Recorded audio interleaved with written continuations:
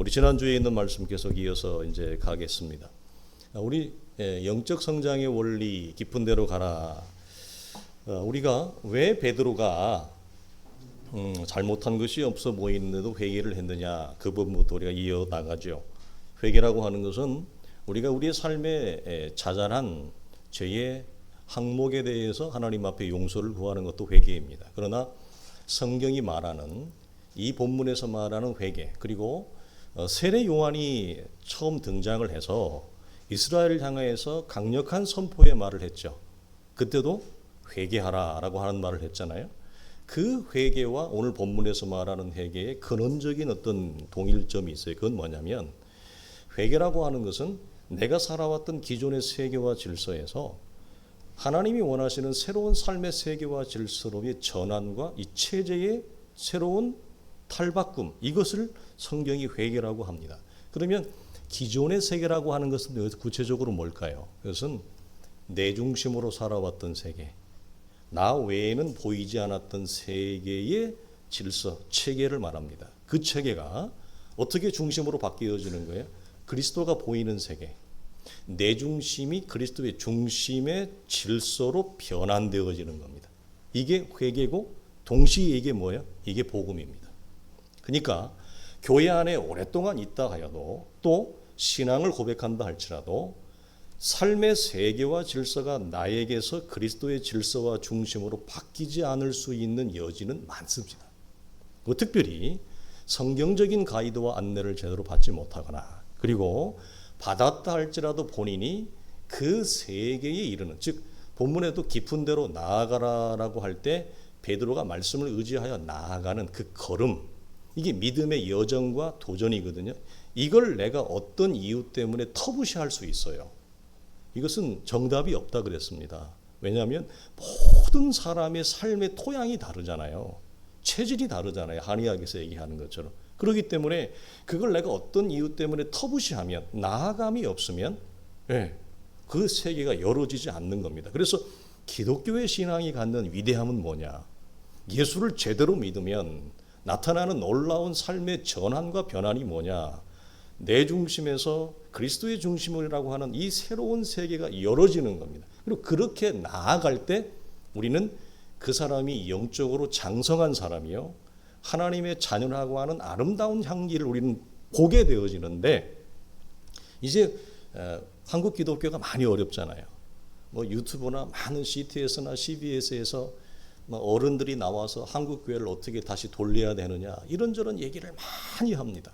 그러면서 제가 예전에 유학할 때 하나님이 제게 보여주셨던 그런 현상들, 뭐죠?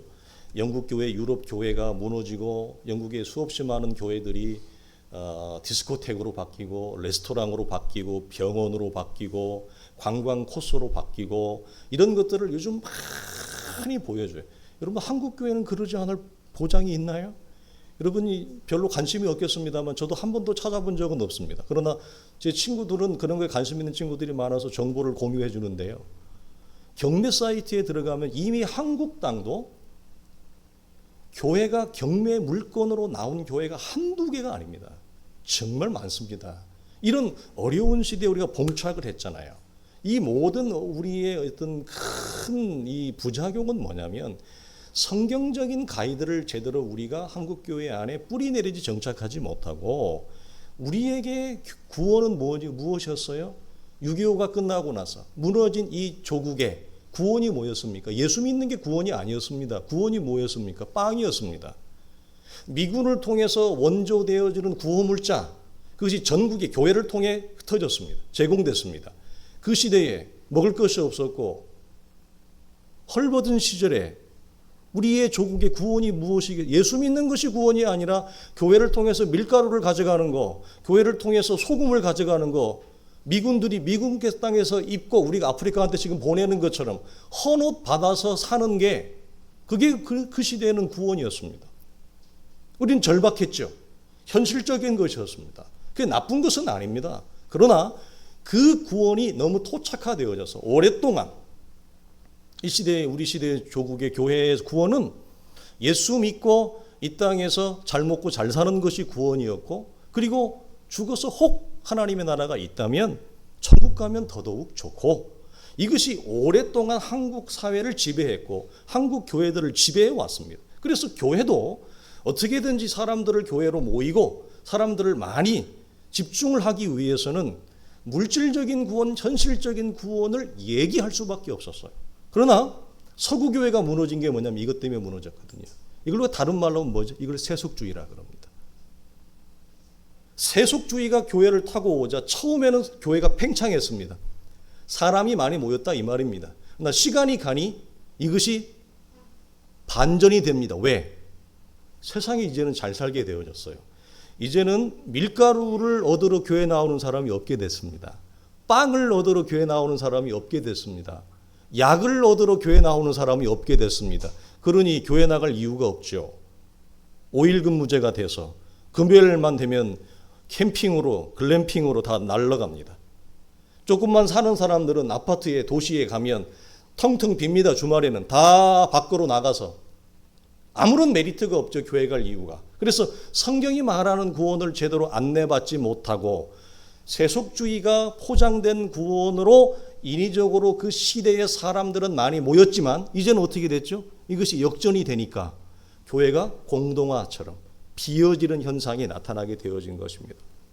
그래서 이제 우리 시대에는 더더욱이 철저히 구루터기와 같은 내 중심의 구원이 아니라 성경이 말하는 하나님의 아들이신 그리스도의 중심의 구원을 가진 성도들을 만나기가 어려운 시대가 되어졌다 이 말이죠. 그러니까 우리는 우리 교회와 우리 성도들만이라도 성경적인 안내와 가이드를 따라서 예수 믿는 자의 한계가 뭐고, 예수 믿는 자의 내용이 뭐고, 실력이 뭐고, 예수를 제대로 믿어갈 때 사람이 어떻게 아름다워지는가를 보여줘야 돼요. 이것이 우리가 교회를 새로 형성해가고 이러한 말씀들을 나누는 이유입니다. 그래서 성경의 죄는 관계적인 죄입니다. 관계적인 죄라고 하는 건 뭐냐면 나를 창조하신 분이 누구신지를 모르는 관계, 그리고 하나님과 나와의 그 관계에서 나라고 하는 존재가 어떤 사람인지 모르는 관계, 이걸 성경은 죄라고 그래요. 이걸 다른 말로 우리가 무지라 그러는데 이 무지를 다른 말로 뭐냐면 성경은 이걸 비극이라 그러고, 성경적인 용어를 쓰면 이것은 저주입니다. 나를 창조하신 이가 누군지 모르는 거, 나와 하나님의 관계가 어떤 관계가 없어서, 그러면 사람은 뭘 모르냐면 나라는 존재를 몰라요. 내가 어떻게 살아가야 될지 인생의 방향을 몰라요. 그래서 보이는 대로 현실의 급급에서 물질을 쫓아서 살아갈 수밖에 없고 결정할 수밖에 없단 말이에요. 이걸 성경은 뭐라고 얘기한다고요? 이것이 죄고 이것을 비극이라 성경은 얘기한다 이 말이죠. 그래서 우리가 성도들이 잘 알고 있듯이 하나 이런 헬라 하나 알아두어도 나쁘지 않을 거예요. 하마르티아라고 하는 이 죄라고 하는 단어. 우리는 어떻게 설명을 들었냐면 하마르티아는 관역을 빗나가는 것이다. 이게 죄라 그랬습니다. 그러면 우리가 이 시점에서 물어봐야 돼요. 왜 관역을 빗나가죠? 왜 관역을 빗나갑니까? 첫 번째는 관역이 어디 있는지를 몰라서 그렇습니다. 향방 없는 삶을 삽니다. 인생의 방향을 모릅니다. 내 중심으로 펼쳐지는 세계는 하나님이 내 인생을 향한 참다운 인생의 방향, 그 관역을 모릅니다. 두 번째, 그리고 관역을 발견했다 할지라도 화살을 잡아당길 힘과 지혜가 부족합니다. 무슨 말입니까? 절제와 분별이 우리 속에 없습니다. 화살은 정확하게 당겨야 됩니다. 너무 과하게 당겨도 안 됩니다. 너무 조금 당겨도 안 되죠. 화살은 방향이 두 합이 일치가 되어질 때 관역이라고 하는 방향이 나하고 내 몸과 일치가 되어질 때 이것이 놓는 순간 무엇이 돼요? 목적지가 되는 거예요. 화살은 두 합이 이루어져서 너무 당겨도 안 되잖아요. 너무 조금 당겨도 안 되잖아요. 근데 이 방향과 일치되어져서 합이 딱 맞으면 놓는 순간 화살은 목적지에 돌아갑니다. 딱 맞게 되어져 있죠. 이것을 유대인들은 뭐라고 그랬냐면 이 관역이 방향이 일치되어지는 삶을 율법의 완성이라고 그랬어요. 이걸 신약교회는 뭐라고 얘기해요? 이것이 복음의 완성이에요. 그러니까 아무리 내가 열심히 살아도 관역과 일치되지 않는 방향이 뒤틀린 비껴나간 삶을 살면 그 인생은 허무한 거예요. 요즘에 우리가 이제 일본 많이 따라간다고 그러잖아요. 일본 경제, 일본 모습 많이 따라간다고 그러잖아요. 그래서 이렇게 유튜브를 보면 이제 은퇴하신 분들, 베이비 부모 세대에, 우리 성도들이 베이비 부모 세대 아닙니까? 그래서 열심히 가족을 위해서 먹여 살리고, 그들의 은퇴한 분들의 얘기를 들어보면 소주 한 잔 마시면서 다 얼굴이 벌게 가지고 재밌게 얘기하면서 하는 얘기가 전부 다 뭐예요? 우리가 뭘 위해서 그렇게 열심히 살았는지 모르겠다. 도대체 내가 왜 그렇게, 다 이게 처자식 먹여 살리느라고 그랬지. 처자식 먹여 살리느라고. 그런데 그분들이 공통적으로 하는 얘기가 뭐죠? 허무하다. 허무하다. 공허하다. 왜 여러분 열심히 살았는데 처자식 먹여 살리려고 그렇게 고생하고 자존심 구겨가면서 그렇게 살았는데 왜 인생이 허무해요? 왜 인생이 허무할까요? 여러분, 사람은 열심히 살아도 인생이 허무합니다. 무엇이 맞지 아니하면 내 인생을 향한 하나님의 관역, 방향이 맞지 아니한 채 열심히 살면 그 사람은 허무함이 더 크게 와요. 처음부터 게을르게 살고 처음부터 무질서하게 살면 별로 허무하지도 않아요. 그런데 열심히 산 사람들, 성실하게 달려간 사람일수록 허무함이 더 큽니다. 왜 그렇게 살았는지를 모르는 거. 왜 그렇다고요? 내 인생을 향한 참다운 인생의 관역과 방향을 찾지 못한 거예요. 이 사람 어떻게 살아왔느냐? 베드로가 주님 만나기 전에 왜 그렇게 그물질을 열심히 했어요? 밤이 새도록. 처자식 먹여 살리려고. 그런 거예요. 처자식을 먹여 살리는 삶의 세계는 그것 자체가 우리가 비난할 수 없지만 성경이 주는 교훈은 뭐냐면, 처자식을 먹여 살리는 이 삶의 체계는 반드시 인생의 공허함과 후회함이 큰 멍처럼 온다. 그럼 어떻게 해야 되느냐? 그 세계에서 나와서 하나님이 원하는 베드로의 인생을 향한 새로운 삶의 세계와 질서 속으로 들어갈 때 그 사람은 인생의 끝에도 인생이 공허한 게 아니라 인생이 채워지는 참다운 만족과 기쁨으로 하나님의 나라를 향하여 눈을 감을 수가 있어요. 그래서 어제도 우리 동치미 잠깐 제가 봤는데, 어제 제가 늦게 들어갔는데 잠깐 동치미 하대요. 근데 그 105세 된 연세대 사회학과 현존 105세 아닙니까? 예, 근데 지금도 그렇게 강의를 잘 하시더라고요. 이 얘기가 나왔어요. 주제가 뭐가? 허무하다.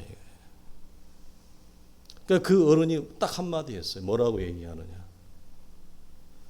자기를 위해 사는 삶은 허무해요. 처자식만 먹여 살리는 삶은 100% 허무해요. 그럼 어떻게 해야 되냐? 이웃을 위해서, 타인을 위해서 살아요. 그러면 허무하지 않아요. 굉장히 성경적인 말을 한 것입니다. 그분이 예수 믿는 분이거든요. 참 복된 말을. 그 어른이 얘기하니까 동치미 여러분 분위기 알잖아요. 막 까르르 깍깍깍 하고 막 넘어지고 자빠지고 완전 부흥회가 일어나요. 부흥회가. 모든 사람들이 다 그 어른의 말에 눈물을 촉촉 흘리면서 감동을 하는 거예요. 우리가 아는 그 유명한 요리하는 아줌마, 남편이 의사인 분, 이혼 승려 캠프에도 나왔잖아. 막 싸우고 지지고 볶고 이 남편하고 내가 못 산다, 막 나는 조론을 한다, 막 온 공개로 막 대한민국에 다 나왔어요. 그분이 뭐라 그러냐? 왜 내가 가족을 위해 희생을 해야 되느냐? 가족을 위해 희생하는 것이 내 행복을 앗아갔다. 이 남편 때문에 나는 불행하다는 거예요. 이 남편이 내 행복을 앗아갔다. 그래서 그 105세 된 할아버지죠. 얘기를 해요. 그러니까 딱 뭐라고 얘기하느냐? 어른은 애랑 안 싸우죠. 어른은 애랑 싸우지 않아요. 이 말 한마디에 알아듣고 눈물이 펑 터지는 거예요. 그러면서 내 인격의 수준이 어른이면 아무리 남편이라고 해도 아내라고 해도 인격의 수준이 높다는 보장은 없습니다, 여러분. 내 인격이 수준이 높으면 인격의 수준이 낮은 남편과 아내와 안 싸우죠. 내가 업고 가죠 이 말입니다. 내가 품고 가죠 이거죠. 그러니까 모든 우리의 갈등과 행복의 어려움은 사실은 나라고 하는 인생의 존재와 영혼의 크기에 달려 있어요. 내가 하나님과의 관계에서 내 존재와 내 영혼의 눈이 얼만큼 열어졌느냐, 얼마만큼 커졌느냐에 따라 오늘 징징대고 있는 그것이 어떤 관계, 내 삶에 내 입맛에 맞지 않은 내 현실의 어떤 조건, 이 모든 두 가지죠. 관계적인 조건, 현실적인 조건, 이 두 가지의 조건은 항상 뭐 한다고요? 모순입니다. 여러분 기억하십시오. 이거 잊어버리면 안 돼요. 여러분이 같이 살고 있는 남편이 아내가 모순이라고요. 하나님의 신비이자 모순이에요. 자녀도 하나님의 신비이자 모순이에요. 우리가 발을 딛고 살아가는 이 세상의 현실도 하나님의 신비이자 모순이에요. 근데 이 두 조건은 항상 뭐 한다고요? 요동합니다. 무슨 말이에요? 내 입맛에 맞지 않습니다. 나에게 웃음을 주지 않는다고요. 내 행복을 뺏어간다고요.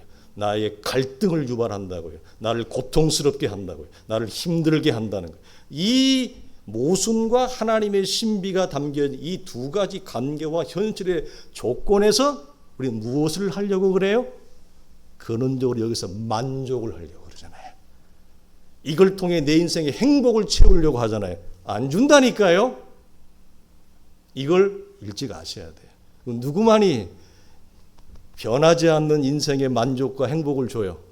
하나님만이. 이게 내 중심의 체계가 무너지고 하나님과의 새로운 관계가 열어지는 거예요. 그러면 삶은 항상 요동하잖아요. 나를 흔들어 대잖아요. 그래도 나는 요동하는 이 현실의 조건에서도 나는 하나님과의 관계가 든든하고 열려 있으니 내 존재는 안전하고 내 존재는 이 안에서 가볍고 오직 하나님으로부터 주어지는 영적인 자원과 그 풍부함과 배부름이 나를 요동하지 않게 하는 거고 나를 넘어지지 않게 하는 거고 내 인생을 향한 하나님의 관역, 그 방향을 찾아서 그 방향을 보고 오늘도 화살을 당기는 거죠. 이게 더 깊은 세계로 들어간 자가 요동하는 현실에서 우리가 담대하게 걸어갈 수 있는 복된 여러분 힘입니다. 그래서 여러분 토마스 머턴은 이런 말을 했어요. 평생을 걸쳐 인생이라고 하는 사다리를 올랐는데 막상 오르고 나니까 그 사다리가 엉뚱한 벽에 걸렸더라는 거죠. 그런 허무, 이것이 솔로몬이 말하는 헛되고 헛되니 모든 것이 헛되다라고 하는 인생의 공허함입니다. 그러나 예수 믿는 우리들은, 하나님의 자녀들은, 참다운 그 길로 나아가는 자들은 이런 허물을 노래하지 않을 것입니다. 여러분, 이 방향이 마저도 또 하나 필요한 게 있어요. 화살을 놓는 연습과 훈련이 필요해요. 방향을 안다고 해서 모든 것이 여러분 내 마음대로 되어지는 게 아닙니다. 완성이 아닙니다. 금방 그 자리에 올라가는 것이 아닙니다. 우리는 과정과 시간을 겪어야 돼요. 여기에는 모든 하나님의 사람들이 부름을 받고요. 베드로가 실수하는 이유, 실수 많이 하잖아요. 여러분 다윗도 실수를 많이 해요. 아브라함은 어때요? 아브라함도 실수를 많이 하고요. 심지어 모세도 실수가 덜한 것처럼 보이는 모세도 40년을 광야에서 연단받고 부름을 받고 40년을 광야를 횡단하면서 일평생을 무릎으로 걸어갔던 모세도 실수를 합니다. 여러분 그 모든 하나님의 부름받은 사람들이 실수하는 이유가 뭐예요? 아니 방향을 알았는데 왜 실수를 해요? 안 가봤으니까. 걸어가 보지를 않았으니까. 넘어지지요. 지형을 모르니까. 그래서 모든 사람들이 실수를 하는데 우리가 영적 성장의 원리 우리가 마지막 시간에 나눌 겁니다.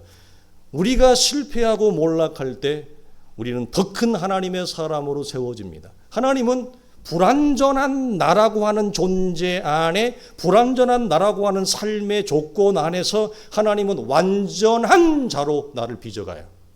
이게 하나님의 신비고 일하심이에요.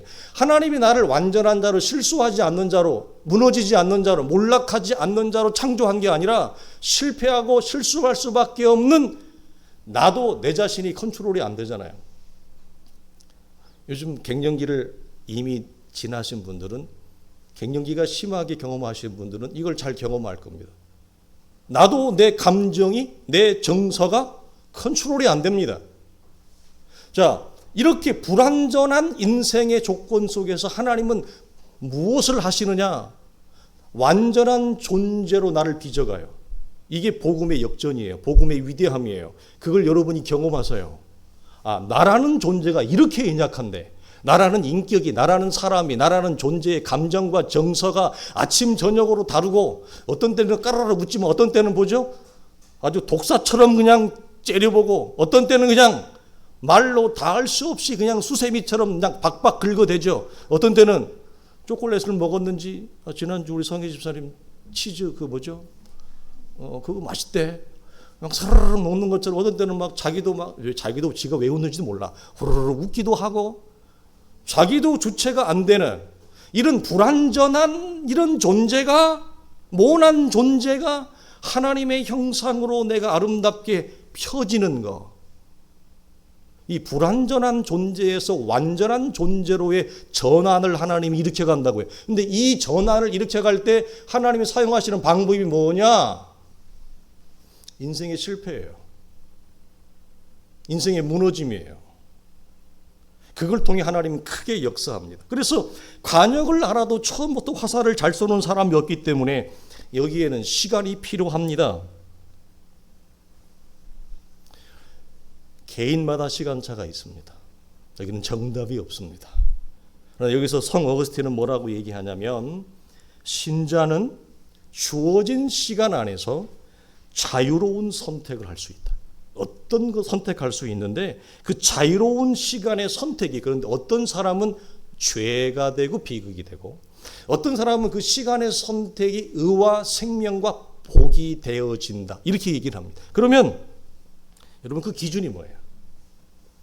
예수 믿는 우리는 여러분, 선택할 수 있는 놀라운 이 큰 시장이 우리에게 개방이 된 거예요.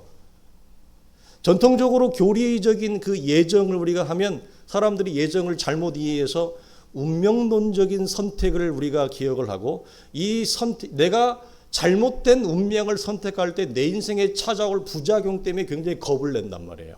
이게 교리적으로 예정을 잘못 접근할 때 가져오는 부작용이에요. 그러나 이 개념에서 더 크게 나아가요. 그리스도 예수 안에서 죄와 사망 가운데 건짐을 받은 하나님의 자녀들은 자유하는 시장의 선택과 개방의 문이 굉장히 많습니다. 하나님은 어떤 걸 나에게 하나 점지해 주지 않습니다. 삼신 할머니처럼, 무당처럼 점지해 주지 않습니다. 우리는 그리스도 예수 안에서 예가 되어지는 선택을 다 할 수 있습니다. 그래서 이런 거, 그러니까 예전에 나왔던 책처럼 하나님 서울대를 가요, 연대를 가요, 강남으로 가요, 종로, 이런 거 물어보는 거 아닙니다. 하나님, 내가 이 여자랑 결혼해요, 저 여자랑 결혼해요, 그런 거 물어볼 필요가 없는 겁니다. 그건 성경을 잘못 이해하는 것입니다. 네. 우리는 그리스도 예수 안에서 하나님과 나와의 인생의 관역, 그 방향이 일치되어지는 선택을 다 할 수 있어요. 그러면 그 방향이 일치되어진 선택이 뭐예요? 그게 우리에게 복이에요. 그게 우리에게 의예요. 그러나 반대가 있어요. 자유로운 선택이라고 하여 아무 것이나가 아닙니다. 제한이 없는 것이 아니라 하나님이 내 인생을 향한 참다운 인생의 관역과 방향과 충돌되어지는 것, 반대가 되어지는 방향을 잘못 선택하는 거죠. 그 성경에 그걸 뭐라고 얘기한다고요? 그걸 죄라고 그래요. 그걸 비극이라 그래요.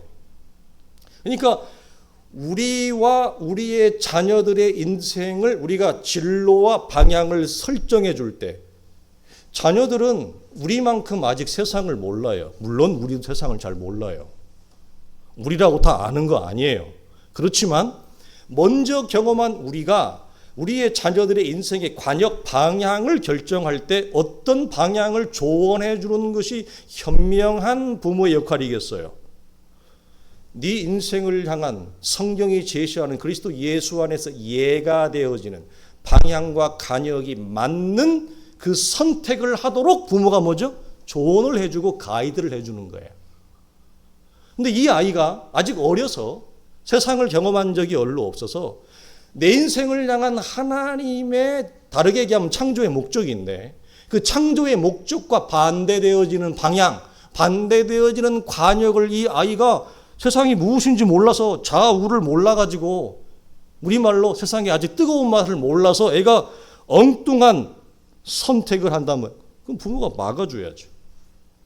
그래서 노가 되어지는 선택을 하지 않도록, 노가 뭐예요? 이것이 비극적인 선택이 되지 아니하도록 이 아이를 이끌어주는 거예요. 이게 뭐예요? 이게 부모의 양육이자 가이드의 역할이란 말이에요. 잘못된 선택을 하도록 내어버려 두고 나중에 그 찾아오는 부작용을 하나님 탓을 하거나 다른 사람 탓을 해서는 곤란하게 되어집니다. 그러므로 이런 이해의 차원에서 베드로의 깊은 곳을 봐야 돼요. 그러니까 베드로는 주님께서 이 깊은 곳은 의도하신 곳입니다. 우리는 의도하지 않습니다. 우리 집사님 기도할 때 오늘 참 좋은 기도해 주셨는데 우리는 우리의 의도는 항상 어디예요? 얕은데 발목만 담그는데 깔짝깔짝깔짝깔짝 물 첨벙첨벙하고 언제든지 위험한 일이 있으면 발을 쏙 뺄 수 있는 우리의 의도된 곳은 얕은 물가고 그러나 주님이 우리의 인생을 향하여 의도하신 것은 뭐죠? 깊은 곳입니다.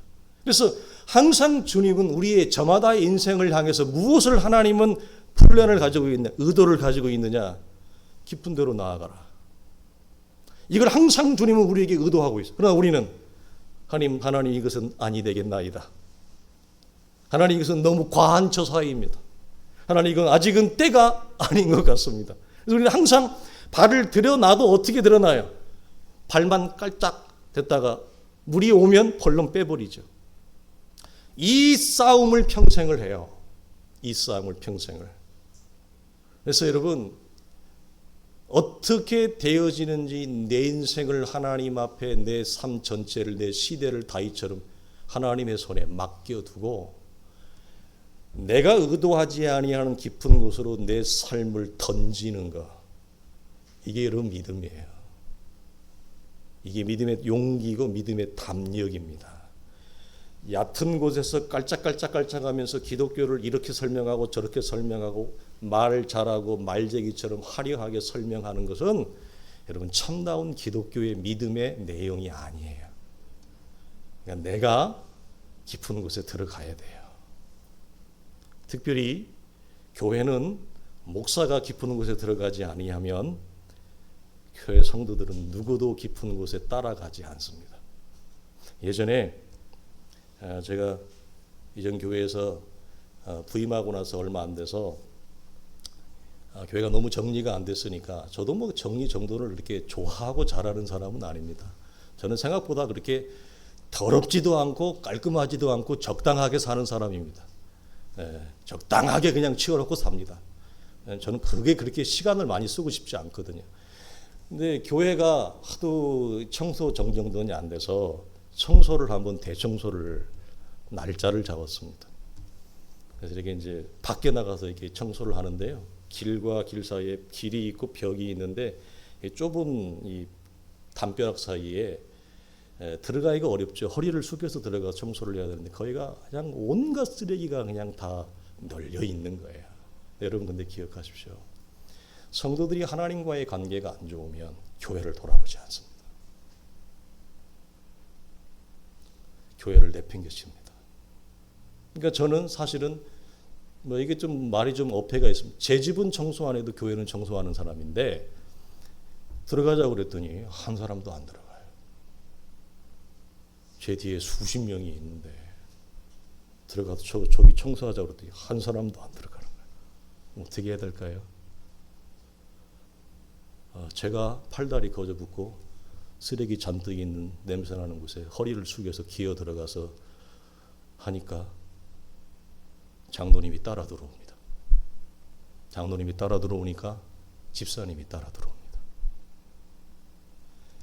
교회는 앞에 있는 리더가 고개를 숙이고 내가 먼저 굳은 곳으로 들어가는 이 걸음을 하지 아니하면 그 누구도 따라가지 않습니다. 그래서 한 알의 밀알이 땅에 떨어져 죽지 아니하면 그대로 있는 것입니다. 먼저 된 자가 죽어야 됩니다.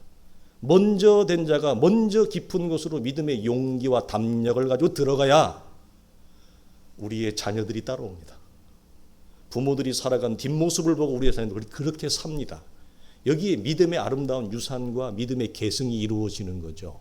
그래서 이 베드로는 이 깊은 곳에서 여러분 나라고 하는 관역에서 그리스도라고 하는 관역으로 시선과 삶이 온전히 새롭게 전환되어지는 놀라운 운총이 이 시간에 이 순간에 일어나는 거예요. 그러나 여러분 이 순간이 얼마나 위대하고 고귀하고 아름다우냐면 베드로는 이 순간에 자기가 걸어가야 될 인생의 방향타를 잡습니다. 여러분 나이가 많이 든다고 해서 인생의 방향타를 잡는 건 아닙니다. 자기 인생을 향한 하나님의 창조의 목적과 참다운 인생의 방향과 간역이 발견되어지고 찾을 때 그 인생은 비로소 인생의 보람과 활기와 기력과 생기를 얻습니다. 이것이 우리가 살아가는 삶 안에 진정한 내 삶을 찾아 들어가는 길이고 우리가 살아가는 인생 안에서 진정한 내 인생을 향한 길을 찾아 들어가는 길이에요.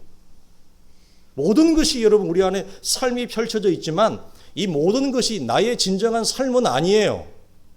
나의 진정한 인생의 길은 아니에요. 내 인생을 향한 참다운 반역과 방향을 찾을 때 이 첫 창조의 세계에서 이 첫 창조 세계의 껍질이 벗겨지고 내 인생을 향한 하나님의 새로운 창조의 길을 열고 들어간단 말이에요.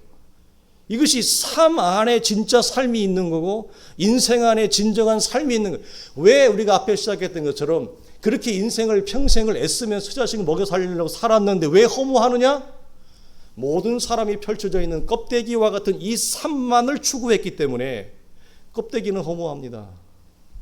그러나 그 펼쳐진 삶 안에 첫 창조의 세계가 무너지고 나를 향한 새로운 창조의 세계의 문을 향해 들어가면 처자식을 먹여 살리는 것뿐만 아니라 내 인생을 향한 베드로를 향한 인생의 하나님의 비전과 전망이 뭐였죠? 초대교회 지도자가 되는 것이었습니다. 자, 그 일을 하면 그럼 베드로는 처자식을 굶기나요? 굶기나요? 마태복음에 뭐라고 우리 6장에 너희는 먼저 그의 나라와 의를 구하라. 그리하면 이 모든 것을 너희에게 더하시리라. 무엇을 먹을까 입을까 마실까 염려하지 말라. 이는 이방인들이 구하는 것이니 너희 천부께서는 이 모든 것이 너희에게 있어야 할 줄 아시느니라. 그러니까 하나님의 나라를 향하여 내 인생을 향한 참다운 인생과 삶의 길이 열어지는 것이 우리의 진정한 삶이에요. 그게. 그러나 여러분 많은 사람들이 안타까운 이유는 첫 번째 이 거죽과 같은 첫 포도주 가죽부대와 같은 삶으로만 일생을 에너지를 씁니다. 그러니까 허무한 거죠.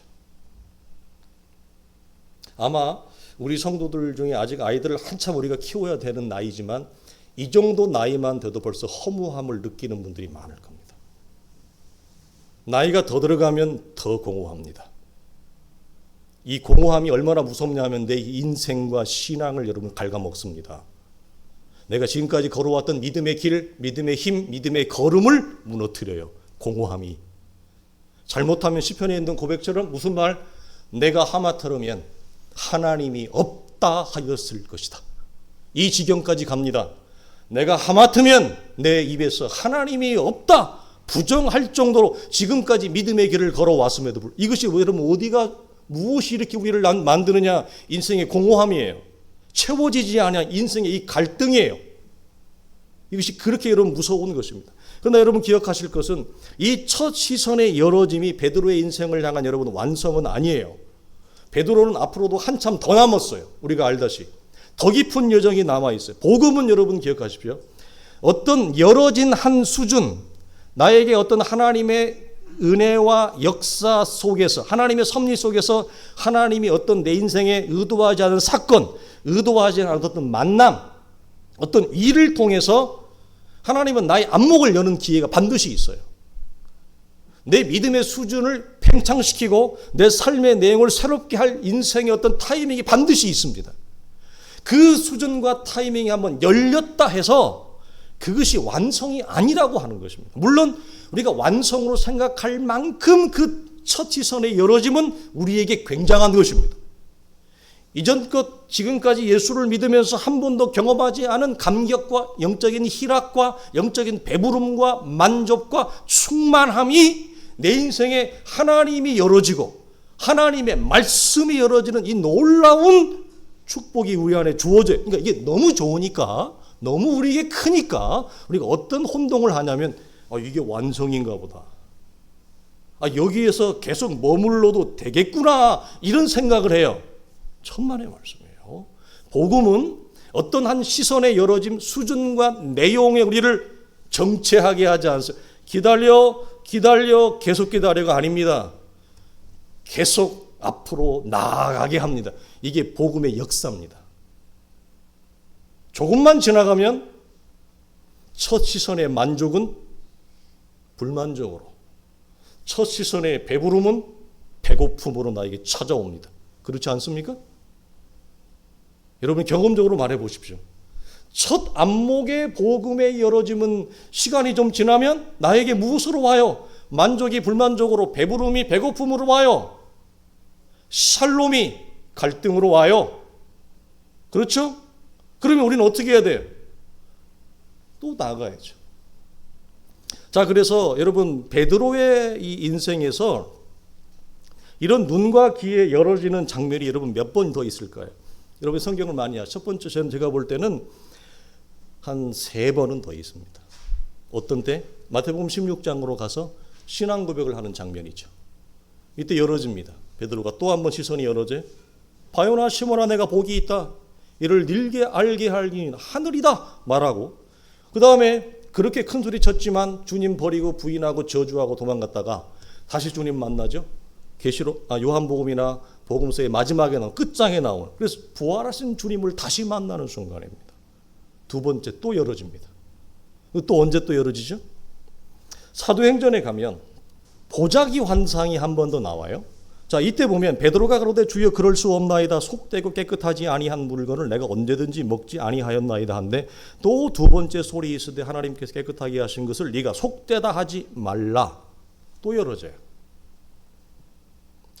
부활하신 주님까지 만났어요. 그러면 더 이상 열어질 것이 없을 것처럼 보이잖아요.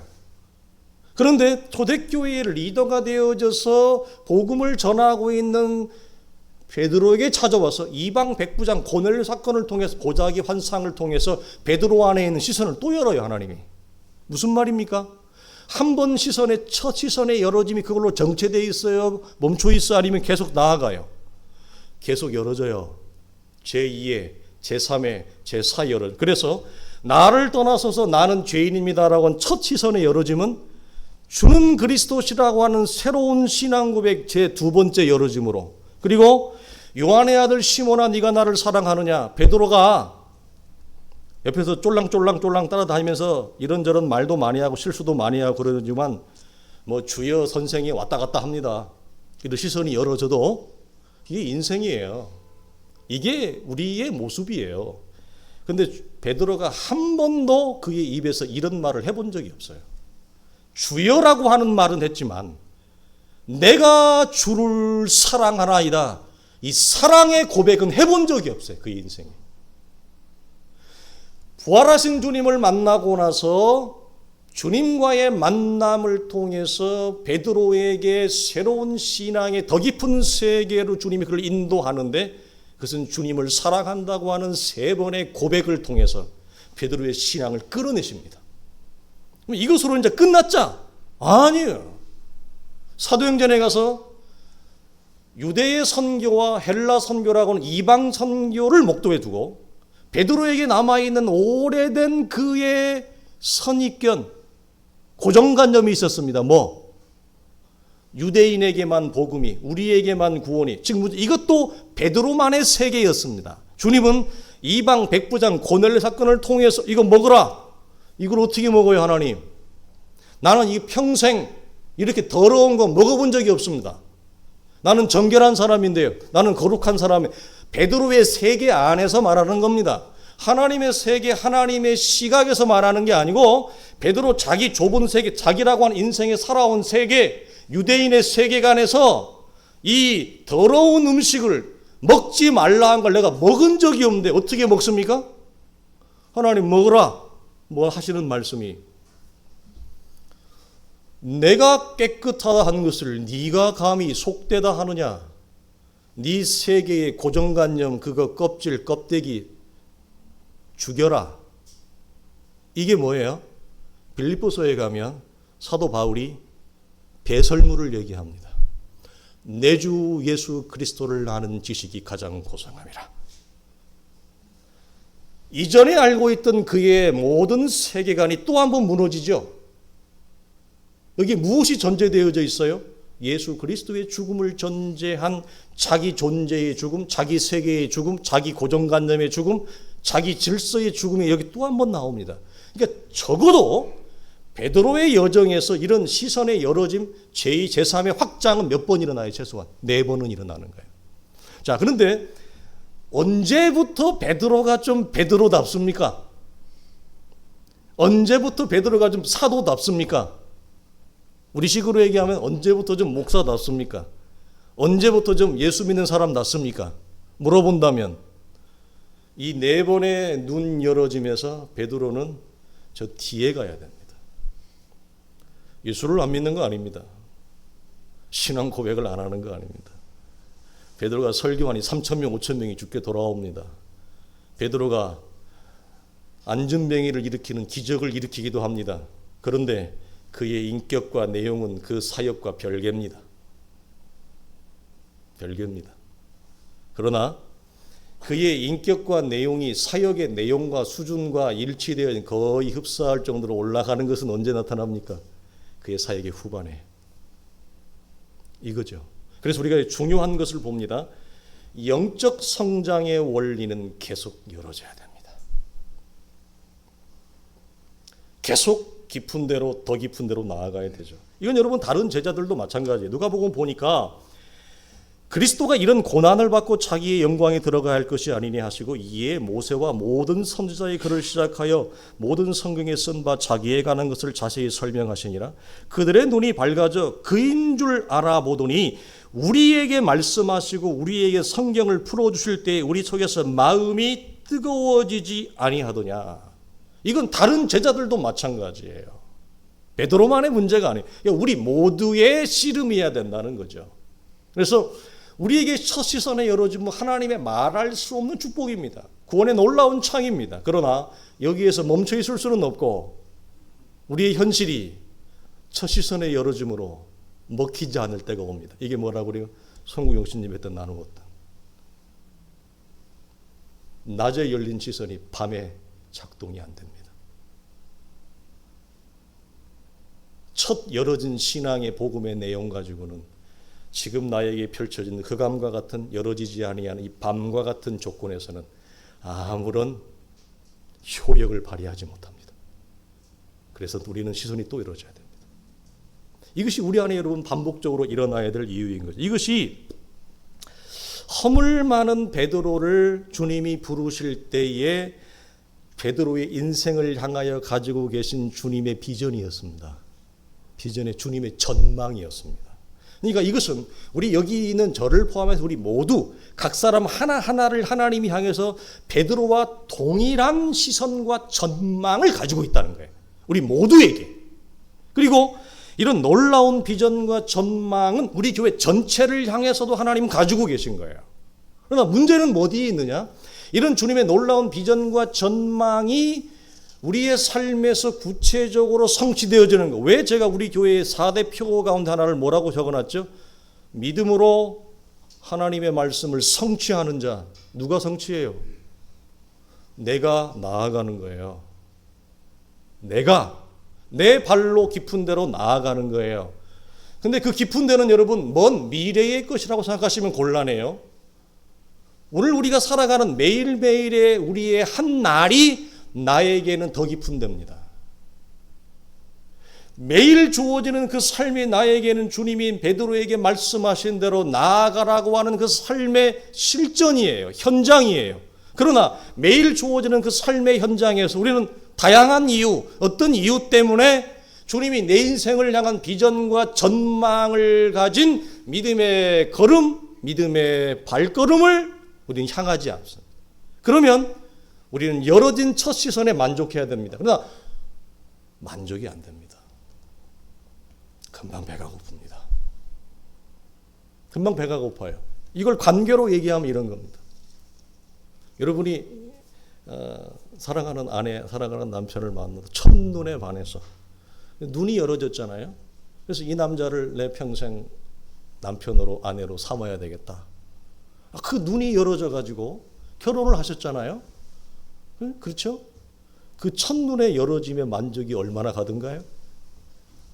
얼마나 가든가요? 첫눈에 열어짐은 곧 무엇을 경험하죠? 벽을 경험합니다.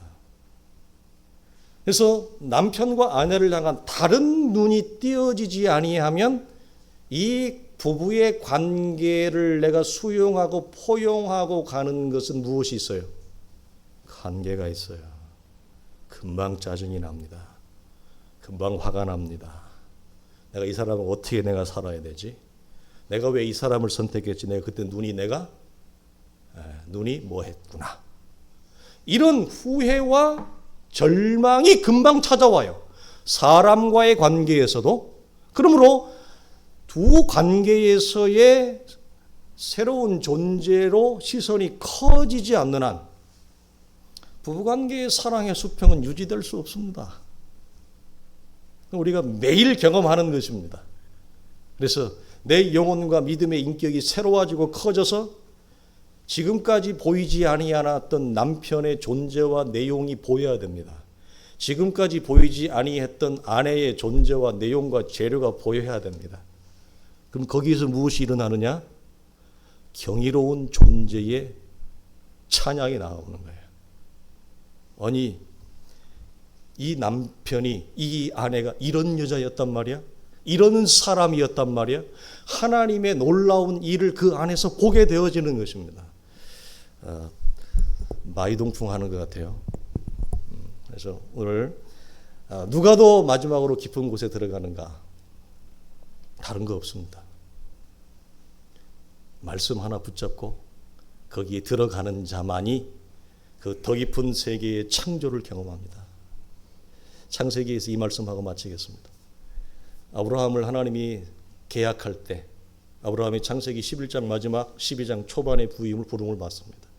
창세기 17장을 가면 하나님이 아브라함과 새로운 계약을 맺습니다. 12장부터 17장까지 가기 전까지 아브라함은 수도 없이 실수를 반복합니다. 마누라 팔아먹고요. 아주 비겁자입니다.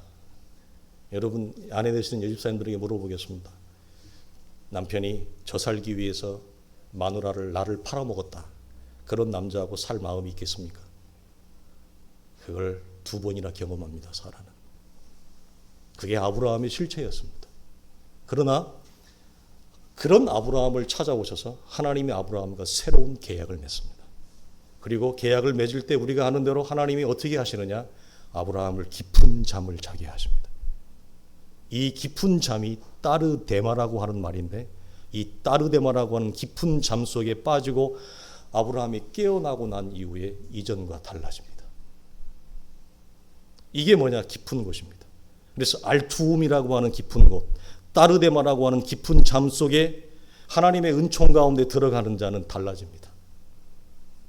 그러나 어떤 이유 때문에 계속 이유와 변명을 대고 들어가지 않는 자는 첫 열어짐의 시선의 한계에서 배고픕니다.